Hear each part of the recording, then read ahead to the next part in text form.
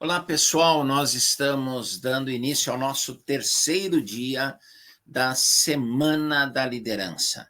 Estamos aqui para conversar sobre liderança, especificamente sobre a liderança cristã. O nosso objetivo é fornecer ferramentas para que você, líder, aperfeiçoe a sua liderança, cresça na sua liderança e torne-se um líder mais efetivo, mais eficaz no exercício da liderança na sua instituição, na sua igreja, aonde quer que você esteja inserido, exercendo a liderança.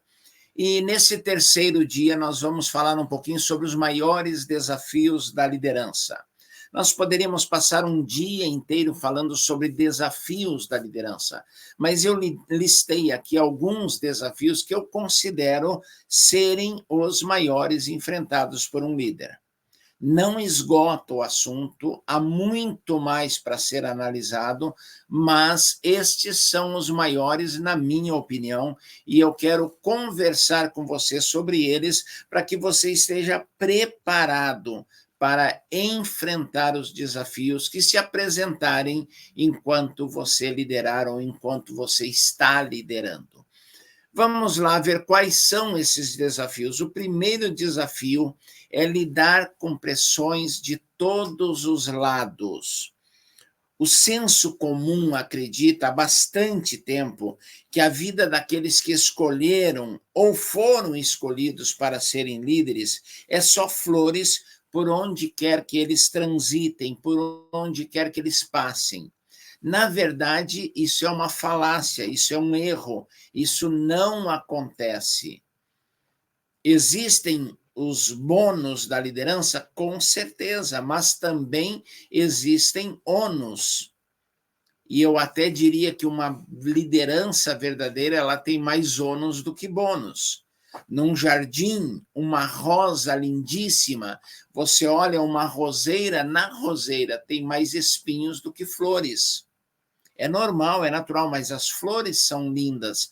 As flores compensam, a beleza das flores, o odor, o aroma das flores compensa os espinhos.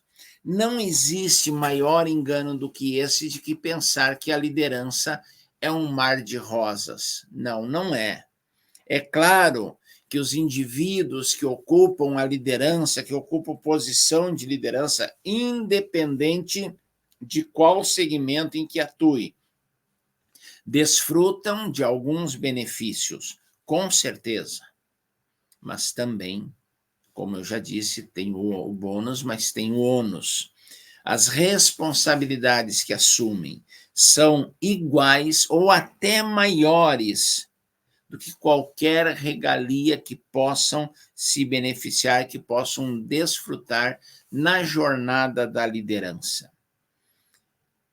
Essas pressões de todos os lados, elas podem ter diversas fontes. Podem ser pressões familiares, o cônjuge que pressiona por causa da falta de tempo, por causa da falta de atenção, porque se dedica demais e alguns líderes tornam-se viciados em trabalho, para usar uma palavra que está em voga, uma palavra chique, né, estrangeira, workaholic, aquele viciado em trabalho, aquele doente por trabalho, que esquece a família, então o cônjuge reclama.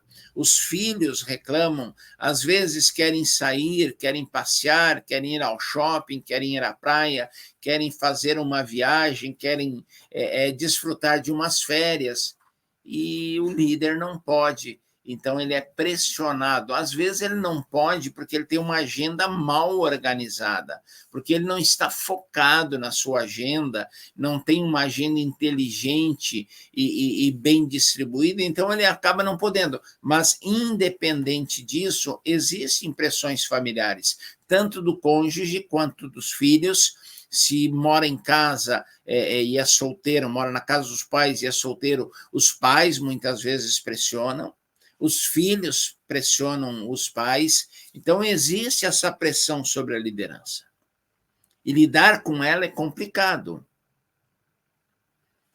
Você tem que fazer um exercício muito grande para continuar exercendo a liderança e atender às demandas familiares que, digo eu, são prioritárias na vida de um líder.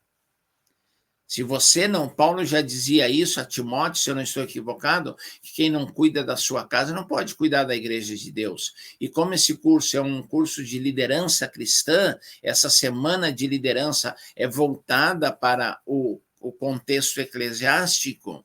Se você não sabe cuidar da sua família, não exerça a liderança. E as pressões virão. Tem a pressão do povo. O povo quer isso, quer aquilo, e eu não vou cair naquele senso comum e naquele chavão já batido, desgastado, de que nem Jesus agradou todo mundo, mas o que eu quero dizer é o seguinte, que o povo é exigente, e o povo, os liderados, principalmente numa igreja, numa instituição cristã, onde se trabalha com voluntários, a pressão é muito grande por parte do povo. E você tem que ter um jogo de cintura e um exercício grande para lidar com essa pressão sem sucumbir a ela, sem querer agradar a todo mundo, sem querer atender a todas as demandas. Um terceiro tipo de pressão, ou melhor, uma terceira fonte de pressão é a própria instituição, seja a missão, seja a agência missionária, seja a igreja, ela tem as suas expectativas. Quando você é contratado, quando você é chamado para assumir a liderança ou o pastorado, ou fazer parte de um grupo, de uma equipe dentro de uma instituição, existem expectativas da instituição com relação ao seu desempenho ministerial. E se você não está atendendo a essa expectativa, virá pressão, virão cobranças. É como um time de futebol. Você está ganhando todas, está tranquilo. Você empatou uma, perdeu outra, empatou mais uma, perdeu mais outra, perdeu 3, ganhou uma. E aí começa a diretoria, a torcida, que é o povo, já pressionou, já xingou, já disse que você não serve mais. Mas aí você perde 4, 5 partidas seguidas, o treinador é demitido pela diretoria do time. E assim acontece na missão, na igreja. Não, tem que trocar. Às vezes o problema nem é a pessoa, às vezes o problema é a instituição. Mas a instituição pressiona e a corda arrebenta no lado mais fraco. O elo mais fraco da corrente é que se rompe. E normalmente é o líder, é o pastor, é o presidente. Por isso nós temos que aprender a lidar com essas pressões sem desanimar, sem jogar a toalha, permanecer firmes e trabalhando para que as coisas mudem. É fácil você dirigir uma instituição quando ela só está ganhando, quando tudo vai bem, quando ela está crescendo, dando lucro, se tornando importante no cenário, famosa. Mas quando as coisas vão mal, aí é que você precisa aprender a lidar com a pressão. Outra fonte de pressão é o tempo. Às vezes, o urgente toma conta da nossa agenda. E aqui eu digo que todo líder deveria fazer um curso de administração de tempo. Se você não pode, não tem aonde fazer, não conhece alguém que ministre esse curso, compre aquele livro, A Tríade do Tempo, que vai lhe ajudar muito a administrar o seu tempo. Às vezes o urgente toma conta da agenda, mas não é o urgente que deve tomar conta da nossa agenda, é o importante. O urgente grita. Às vezes o importante faz silêncio. E a gente vai atrás dos gritos do urgente, da demanda do urgente, e esquece o que de fato é importante. Nem tudo que é urgente é importante. Às vezes o importante se torna urgente porque foi preterido na sua agenda, foi deixado de lado na sua agenda. Então pense nisso, a pressão do tempo, a pressão do orçamento é uma outra fonte de pressão, recursos escassos e demandas altíssimas, pouco dinheiro e muita coisa para fazer, investimentos, equipamento, pessoal. Então, como lidar com essa pressão? É um desafio. E existe um tipo de pressão muito ruim, uma outra fonte de pressão muito ruim, e talvez seja a mais difícil de se lidar. São as pressões que você mesmo impõe, são as cobranças internas. Às vezes está tudo bem, todos estão satisfeitos, mas você continua se cobrando. Você é exigente demais com você mesmo. E normalmente, quando você começa a se cobrar, você começa a se comparar com outros líderes, com outras pessoas que estão na mesma posição que você. E você perde nessa comparação. E aí você entra em crise e a pressão se torna muito grande. Uma boa liderança só é bem desenvolvida se o líder consegue lidar bem com a pressão ao seu redor. E se ele aprende que cada um desses desafios e experiências surge no seu caminho para que ele cresça, para que ele amadureça, para que ele aprenda. Mas isso não acontece da noite para o dia. De acordo com as situações, de acordo com o tipo de pressão, com a intensidade da pressão, ele pode levar mais ou menos tempo para aprender. E outra coisa, de uma pessoa para outra existe diferença. Uma pessoa aprende mais rápido, a outra mais rápido, a outra um pouco mais devagar. Então, dê tempo ao tempo, deixe o tempo passar. Não tente ter flexibilidade, resiliência, jogo de cintura da noite para o dia. Não tente aprender instantânea e automaticamente a lidar com as pressões. Isso não vai acontecer. À medida que as pressões vão surgindo, você vai trabalhando e vai crescendo e vai se desenvolvendo.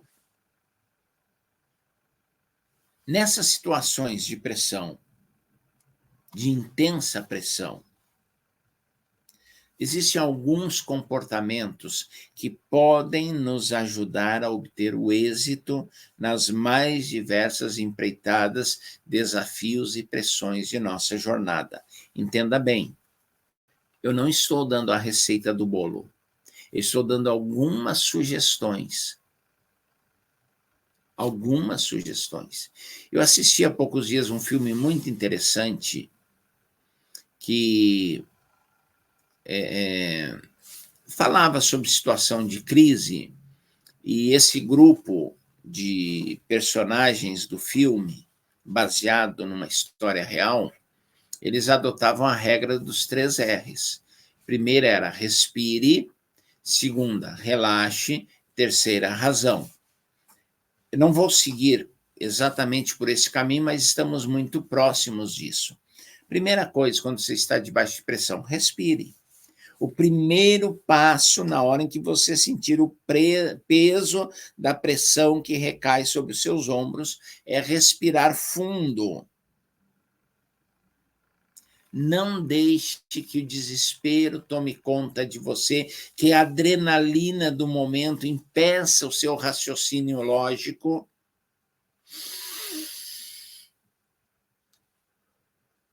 Respire profunda e lentamente. 2, 3, 4, 10 vezes, 100 vezes, se for preciso.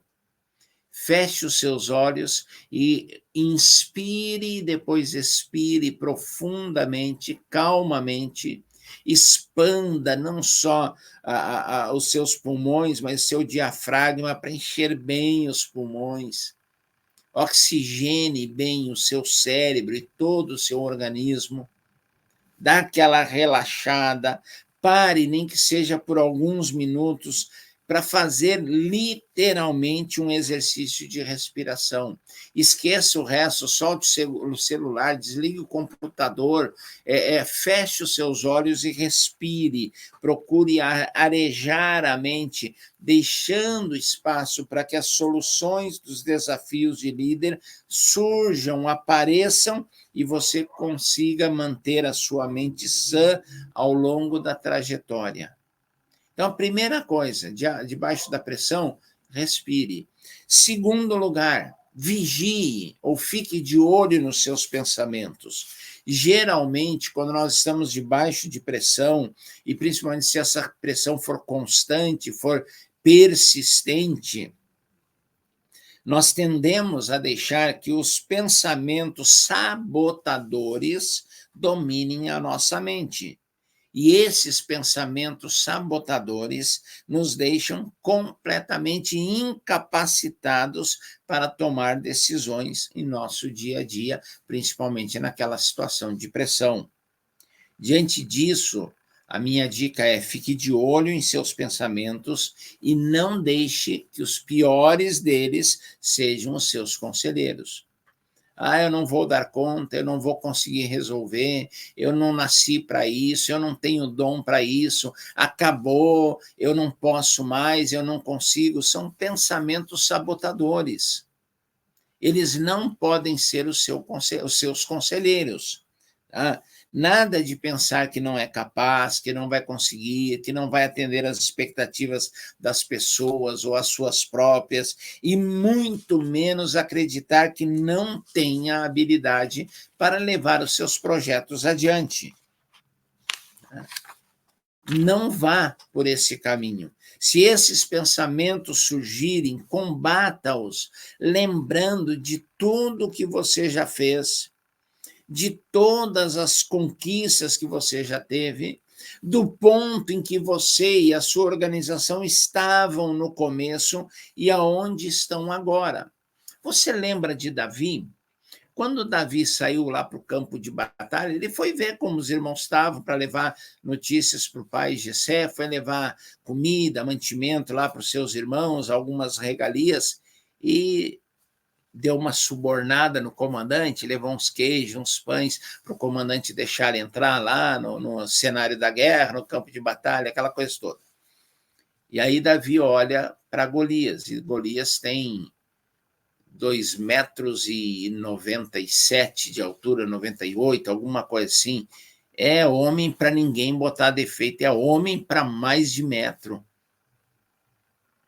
Será que Davi, um adolescente, um jovem saindo da adolescência, não sente uma pontada de medo? Será que ele não sente a pressão? Não, Davi foi tranquilo, Davi sabe. Não, não é bem por aí. Davi enche o seu coração de lembranças. Eu enfrentei um urso lá no campo, cuidando das ovelhas do meu pai. Eu enfrentei um leão. Eu catei o leão pela barbicha lá e dei um jeito nele. Eu matei o urso.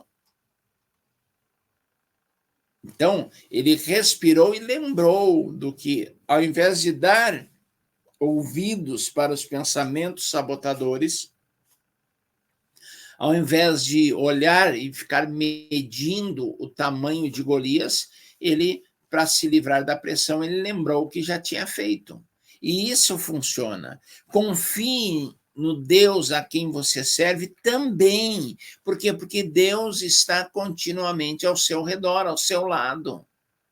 Lembra o que Paulo diz em Filipenses 4:8? Tudo que é verdadeiro, tudo que é puro, tudo que é honesto, tudo que tem virtude, é de boa fama. Pensai nessas coisas, nada de pensar coisas negativas. Terceiro lugar, faça somente o que puder. A nossa pressão, às vezes, nos leva a tentar fazer o impossível. E aí o buraco fica mais profundo, o rombo fica maior, o desgaste, o impacto é mais pesado. Não tente fazer o que você não consegue. Faça o melhor, mas faça aquilo que é humanamente possível. Você não vai conseguir resolver todos os problemas, você não vai conseguir atender todas as expectativas e você não vai conseguir agradar a todos. Então, faça o que é possível. Não tente bancar o herói, o super-homem, você não é. É normal que uma ou outra pessoa se sinta insatisfeita com as suas decisões, com as suas atitudes, que surja um ou outro problema, mas a pressão vindo, Resista à tentação de se arrebentar para fazer tudo. Não vai funcionar assim. É fundamental que você entenda que sempre fez e que sempre vai fazer o que pode, o que é possível. Você vai até onde vão as suas habilidades e capacidades, não só técnicas, mas também físicas e emocionais. Não tente fazer além disso.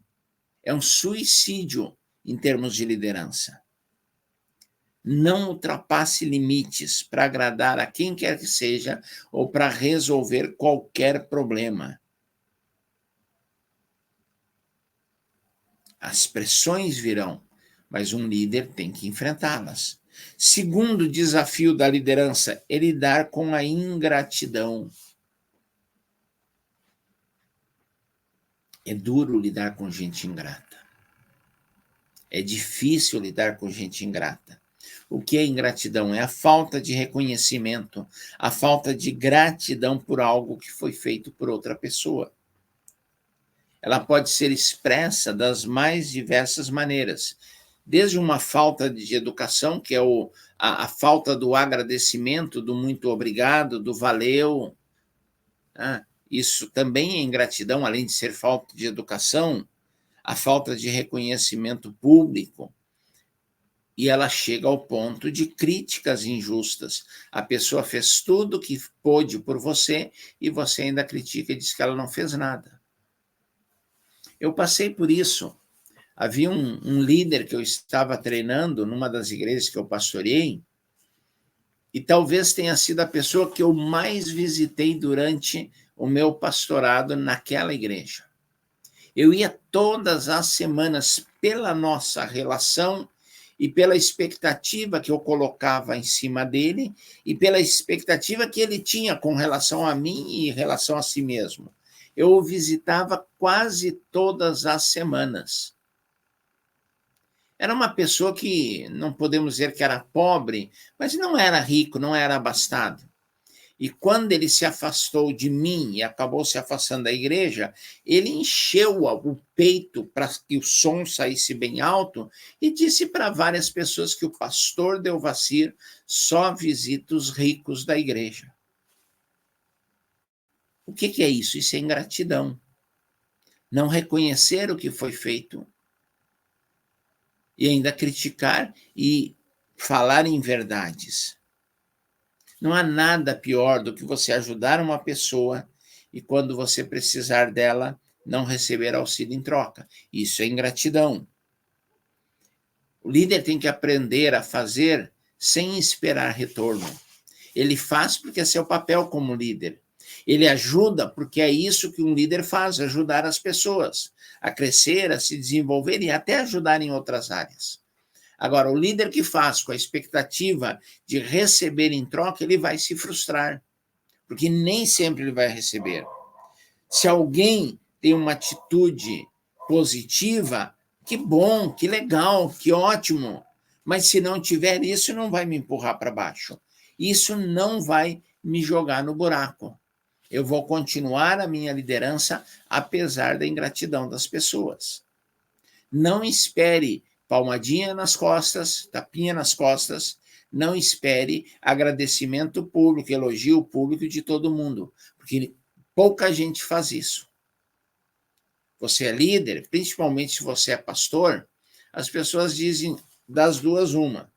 Ou ele ganha para fazer isso, o que é até tremendamente injusto e ingrato, ou não fez mais do que a sua obrigação, o que não deixa de ter um fundo de verdade. Outro desafio de um líder, desafio de formar uma boa equipe.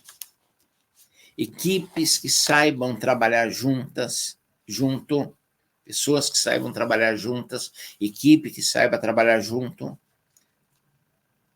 se tornam o bem mais valioso de qualquer organização. O seu maior ativo não são prédios, não é equipamento, não é dinheiro na conta bancária, não é o saldo bancário. O seu maior patrimônio, o seu maior ativo são as pessoas. E quando você consegue colocar pessoas para trabalhar juntas, isso é fundamental para o sucesso na liderança. Vamos adiante, né? Eu esqueci de passar o slide aqui. Vamos lá. Formar uma boa equipe é o terceiro desafio. Por quê? Formar uma boa equipe é fácil? Não, não é fácil.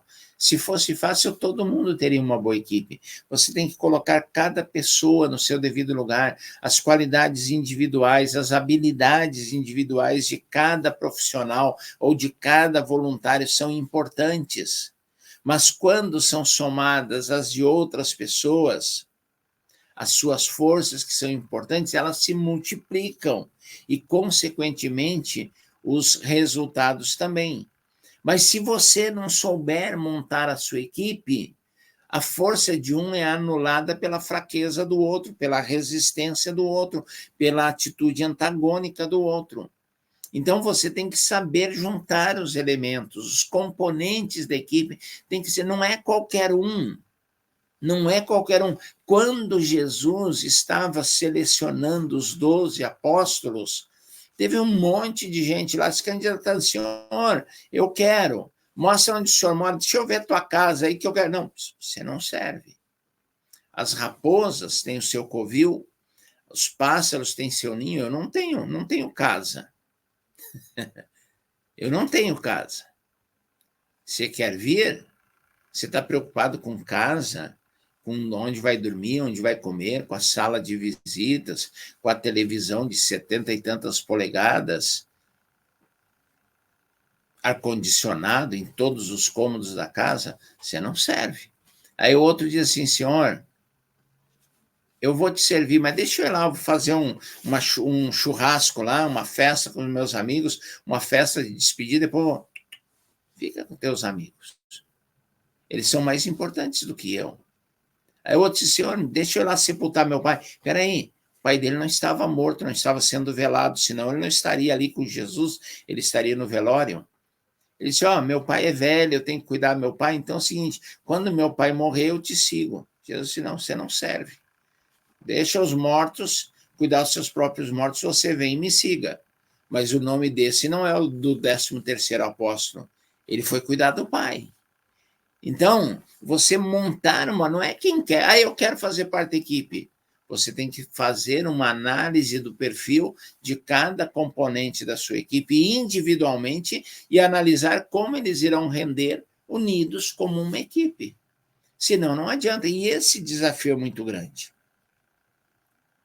A formação de equipes de alto desempenho deve ser encarada como um dos maiores desafios, um dos mais importantes desafios de qualquer organização e de qualquer líder. O desafio está em fazer com que esses grupos de pessoas, esse ajuntamento de pessoas, se torne um verdadeiro time, uma verdadeira equipe, que atuam juntos, considerando forças e fraquezas de cada membro em busca de objetivos comuns. Misturar pessoas de especialidades diferentes que juntas contribuirão para a execução do trabalho. Isso é crucial. Você tem pessoas que se formam, que têm qualidade, que têm competência, mas não sabem trabalhar em equipe. Eu não sei se você vai lembrar, muitos anos atrás, Eurico Miranda, presidente do Vasco, que era um cara fantástico e extremamente complicado, competente, mas ruim de se lidar, ele contrata 2 jogadores para o Vasco da Gama, Romário e Edmundo. E aí o Vasco ganhou tudo que... Não ganhou nada. Não ganhou nada. Por quê? Porque tinham habilidades tremendas, impressionantes, tanto Romário quanto Edmundo, mas não sabiam trabalhar em equipe, não sabiam trabalhar um com o outro. O ego de cada um era maior do que eles próprios. Megalomaníacos, 3, Miranda, Romário e Edmundo. Megalomaníacos, mania de grandeza. Se achava, e o Romário chegou a dizer que ele era o cara, que quando ele nasceu, Deus olhou para ele e disse, você é o cara, vai lá e resolve. E aí ele não sabe trabalhar em equipe, então é melhor você não ter um Romário e um Edmundo na equipe que não sabem trabalhar juntos. Ou você tem um, ou você tem outro, ou preferencialmente não tem nenhum. Vai trabalhar com gente que sabe trabalhar em equipe, porque tanto um quanto o outro só trabalhava quando o time trabalhava para eles. Então não é assim que funciona. Avalie, treine constantemente a sua equipe, substitua peças na sua equipe. Deve ser o último recurso, a substituição de membros, mas ele não deve ser descartado. Quarto desafio: administrar conflitos e relacionamentos. Vamos lá. Dentro da está ligado com o tópico 3, com o terceiro desafio. Em qualquer grupo, é natural que haja conflitos, que surjam conflitos. Pessoas com ideias diferentes, com personalidades diferentes, com experiências diferentes, podem discordar umas das outras quando trabalham juntos. Por um lado, o conflito é saudável, é bom. Por quê? Porque estimula uma reflexão mais profunda sobre o que deve ser feito. Mostra que tanto uma quanto outra, ou outras partes envolvidas no conflito, estão pensando por si mesmas e têm interesse no crescimento da equipe. Estão preocupadas com o andamento das coisas. Então, esse é o lado bom do conflito. Se todo mundo está pensando a mesma coisa, ninguém está pensando. Tá? Mas, em contrapartida, se esse conflito não for adequadamente gerenciado, ele pode se tornar uma rivalidade extrema e prejudicial ao ambiente. Ciúmes gera conflito. Murmuração gera conflito, e tem gente na equipe que murmura por tudo, por todas as coisas. Disputa por posição, por cargo, gera conflito. Interesses e expectativas pessoais geram conflitos. E o líder tem que administrar esse conflito. Como resolver isso? Como administrar o conflito? Mais uma vez, eu não tenho a receita do bolo. Eu vou dar algumas ideias que podem e serão úteis na resolução dos conflitos. Mas o tempo, a experiência e cada circunstância, com as suas nuances, com as suas variações, exigem um estudo mais profundo. Nós poderíamos dizer, em linhas gerais, isso aqui funciona, mas cada caso é um caso. Então, primeira coisa, ouça as duas ou mais partes envolvidas. Nunca tome decisões ouvindo só uma das partes envolvidas. Alguém chega no seu escritório e diz, aconteceu isso, fulano fez isso. Você vai lá e pune o fulano, demite, toma uma atitude ouvindo uma parte. Ouça as duas, ouça as 3 ou mais partes envolvidas. Tente se colocar no lugar das pessoas e entender as razões e motivações individuais. Isso é fundamental. Isso chama-se empatia.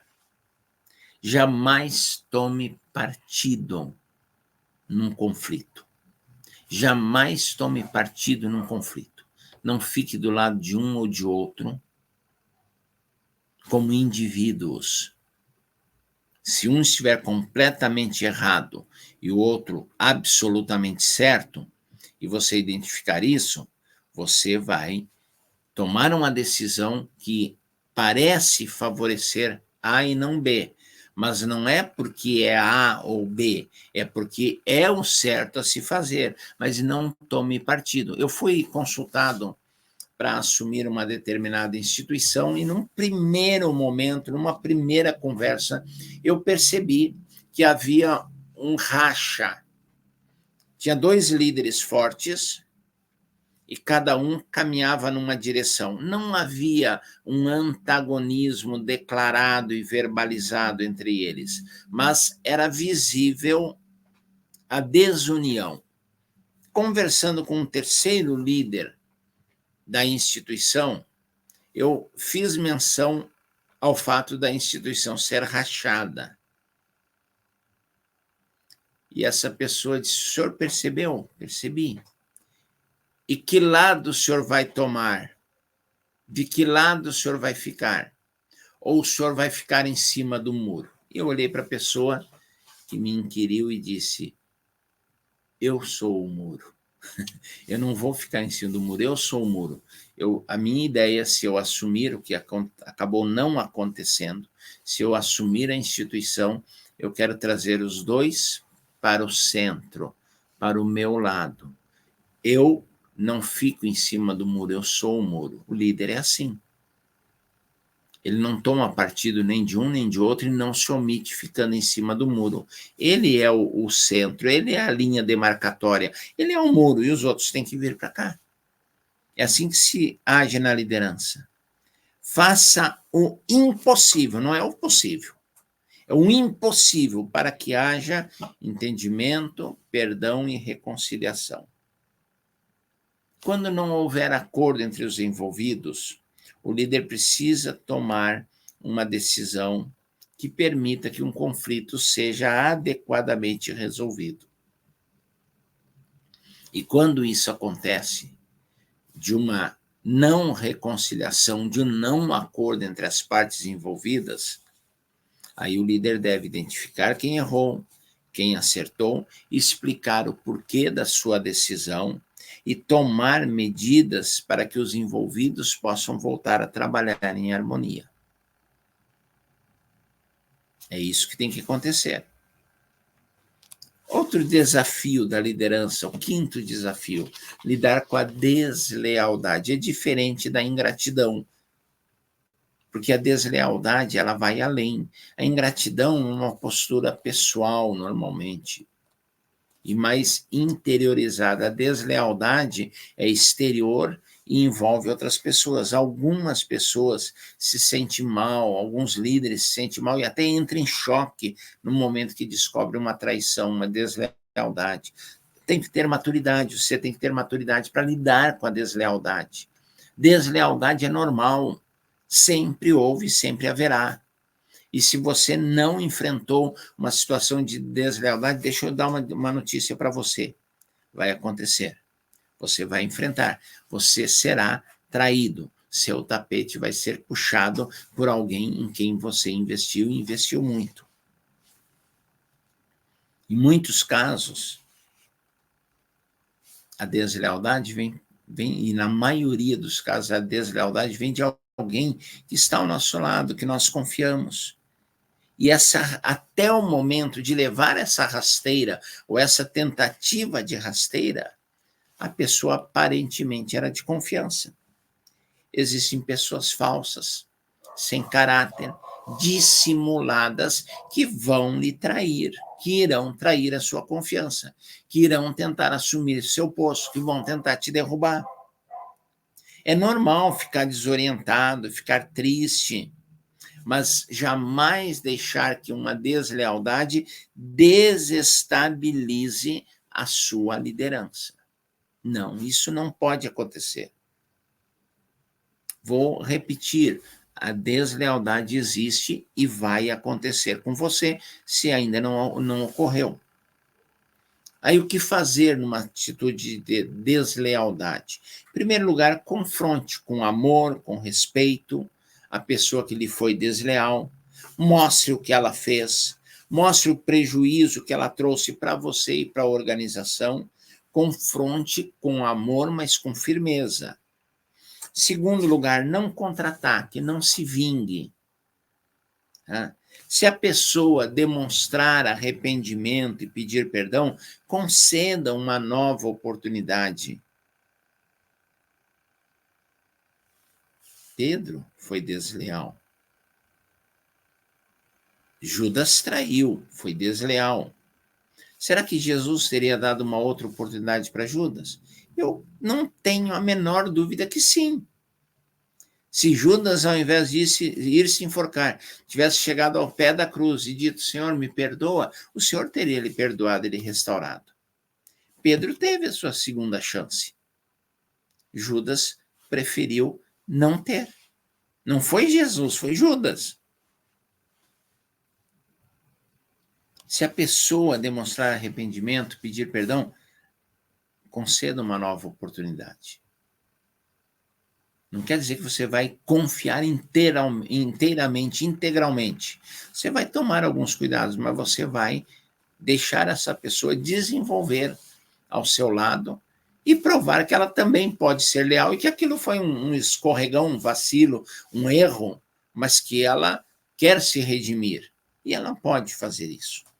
Agora, se a pessoa não quiser conversar, a pessoa não demonstrar arrependimento, afaste-a das suas funções e, de preferência, afaste-a da organização, porque ela vai contaminar outras pessoas.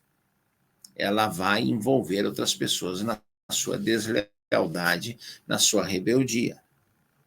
Cuidado para não cair em depressão.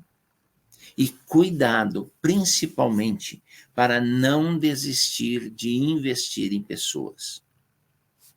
Há relativamente pouco tempo atrás, eu fui traído por um líder da minha equipe, no qual eu estava investindo e investindo muito e investindo pesado.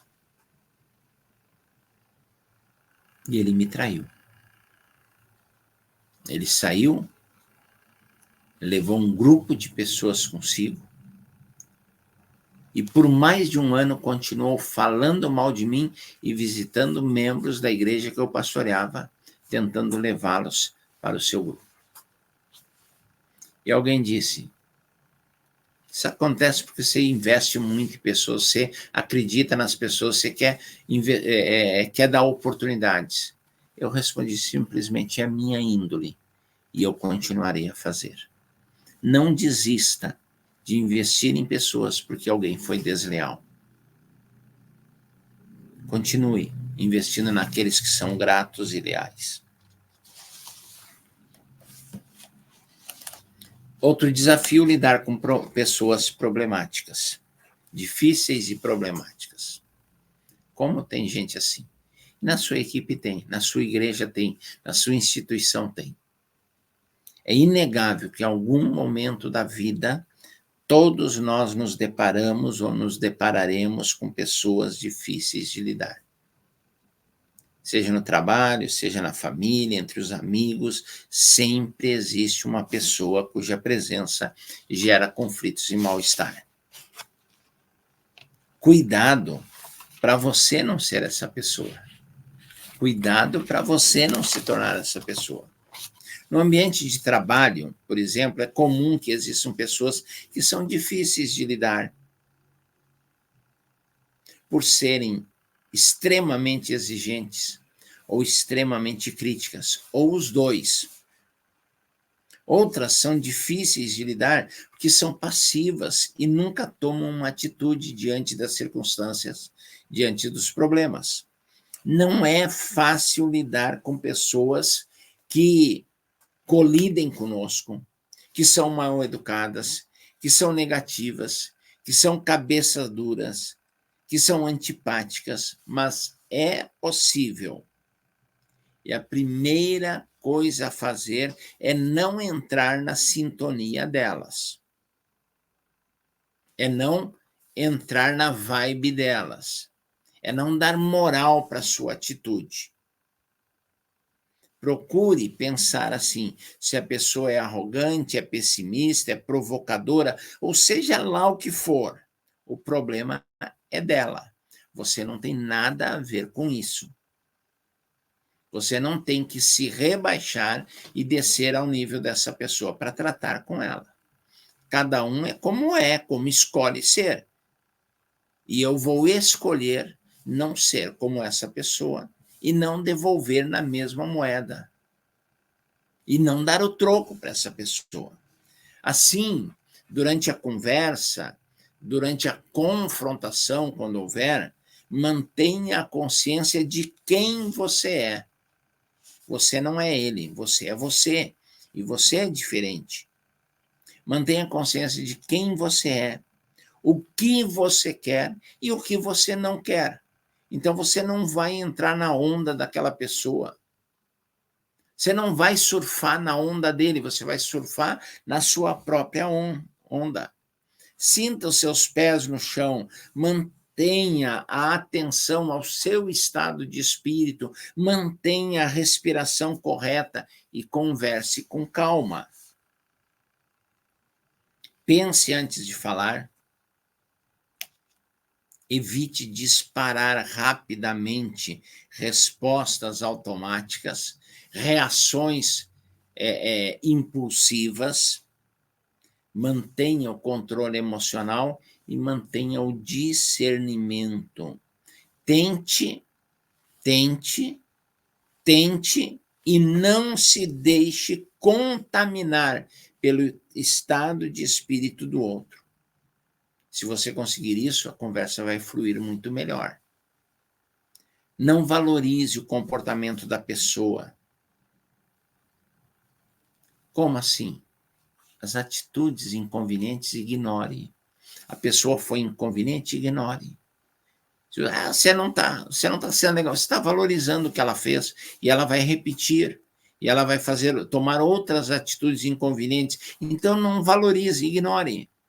A pessoa foi grosseira, responda com calma e com educação. A pessoa levantou a sua voz, não grite com ela, baixa a voz, você já levantou a sua. Continue a falar com calma, com tranquilidade, com mansidão. Não valorize a atitude dela, o comportamento dela. Não, vou repetir, não responda a provocações. Não devolva grosserias e agressões. Quando necessário, confronte. Na sua conversa, estabeleça limites. E não deixe a pessoa abusar e ultrapassar os limites. E se a pessoa for intransigente, irredutível, trazendo prejuízo para a equipe, demita-a. Afaste-a das suas funções. Se for um voluntário, peça que ela se retire. E se ela não quiser fazer espontaneamente, comunique ao grupo que ela não faz mais parte. Desligue-a do grupo. Por quê? Porque senão ela vai trazer um prejuízo muito grande. Muito bem, queridos. Esses são alguns desafios que todo líder enfrenta. Você é líder? Ou você já enfrentou, ou você está enfrentando, ou você enfrentará alguns ou todos esses desafios. Normalmente eles não vêm de uma só vez. Eles vêm gradativamente, vem um, depois vem outro, repete um, vem mais outro. Mas se você não é capaz de resolver, de encarar, de lidar com esses desafios, sinto muito lhe dizer, você não está pronto para a liderança. E aí faça o quê? Desisto de liderar? Não. Aprenda a lidar com os desafios. E a sua liderança vai subir para um outro nível, para um outro patamar, e você vai liderar com muita eficiência para a glória de Deus.